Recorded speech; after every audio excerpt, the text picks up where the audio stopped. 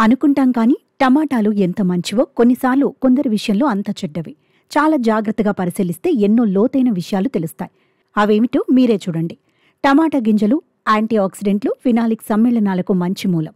ఇవి ఆరోగ్యానికి మేలు చేస్తాయి. టమాటా గింజల్లో ఫైబర్ ఉంటుంది. ఇది జీర్ణక్రియను మెరుగుపరుస్తుంది. మలబద్ధకం నుంచి ఉపశమనం కలిగిస్తుంది.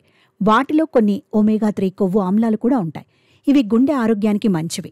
టమాటా విత్తనాలలో లైకోపిన్, బీటా కెరోటిన్ వంటి యాంటీ ఆక్సిడెంట్లు ఉంటాయి.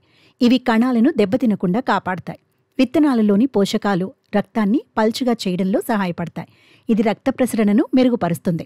ఈ గింజల్లోని విటమిన్లు చర్మాన్ని పునరుజ్జీవింపచేస్తాయి, జుట్టు రాలడాన్ని తగ్గిస్తాయి. అందుకే చాలామంది టమాటా సూప్ మాత్రమే తాగుతారు. కానీ కొన్ని సమస్యలు ఉన్నవారు టమాటాలు తినకుండా ఉండాలి. అసిడిటీ, కడుపులో గ్యాస్, ఇరిటబుల్ బౌల్ సిండ్రోమ్ ఉన్నవారు టమాటా గింజల వల్ల ఇబ్బంది పడవచ్చు.